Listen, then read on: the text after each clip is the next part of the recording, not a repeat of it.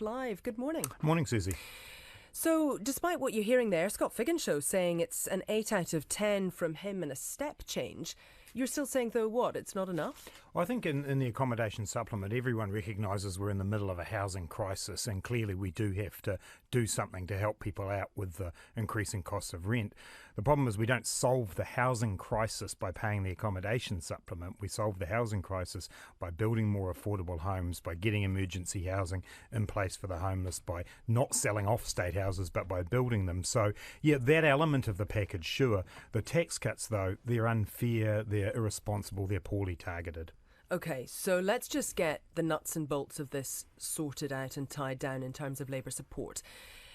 The family package, as it's being called, will you be keen to support, will you support the changes to the accommodation supplement? Look, as I say, yeah, in the middle of a housing crisis, we do need to be able to provide some more support for people, but that's not an adequate response to the housing crisis. But would you keep that? Yeah, I mean, we would support that. OK, you'd support that. What about the changes to working for families? By and large, there's some simplification of the categories within working for families that's good. However, there is a squeeze going on families there, and if you actually look across the budget, the amount of money being spent on working for families actually goes down over time, and that's because they're lifting the abatement rate and lowering the threshold at which that abatement rate kicks in. So yes, we support working for families. Now, Susie, we're going to have a families package that we will be taking to the country. And we've had in the past our Best Start program that gave $60 a week to parents when their children are aged up to 3 years old. So we'll have a package that actually targets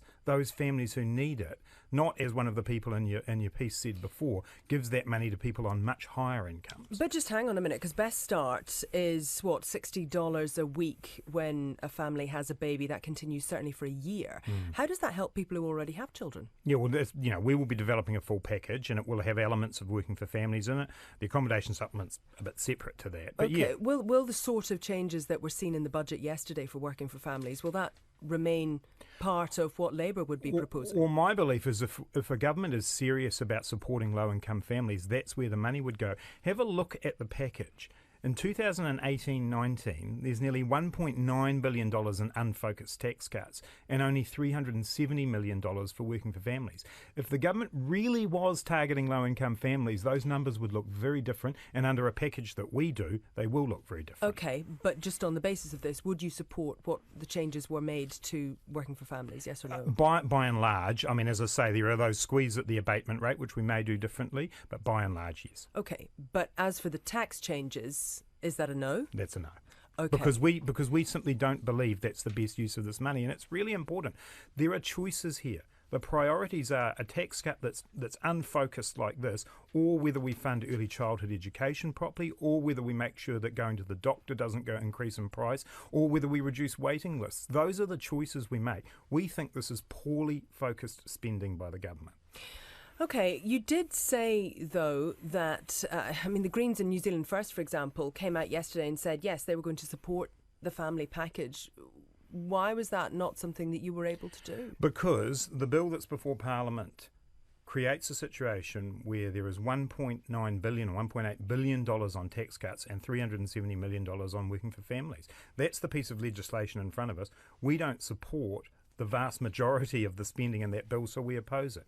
Look, the problem we've got here, Susie, is that this is a budget that is just about being an election year thing. It might be clever politics, but actually it's not the plan, the solutions, the vision for New Zealand. And I don't believe it's in principle right for us to support something that we simply don't believe is the right answer. OK, but I suppose, speaking of clever politics perhaps, is this opposition for opposition's sake? I mean, we've got the Green Party and New Zealand First both saying, yep, we can put our money where the mouth is, literally, but maybe it's grudging. That's what Stephen Joyce was saying about it.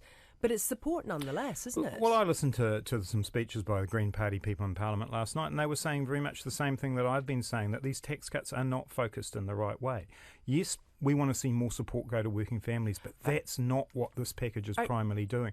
Only $370 million out of more than $2 billion is actually going in working for families. Are you kind of annoyed that the Greens have done this? Oh, no, it's completely up to them. I've got no concerns about that at all. I'm confident in Labour's position here, which is that we have different priorities. We need to rebuild our housing, health and education systems, get the basic social foundations right, and make sure that right across the board, families are getting what they need rather than this, doling out of a small amount of money, which incidentally, by the time they actually get it on the 1st of April 2018, will probably have been wiped out with increasing costs of going to the doctor or filling up your car with petrol.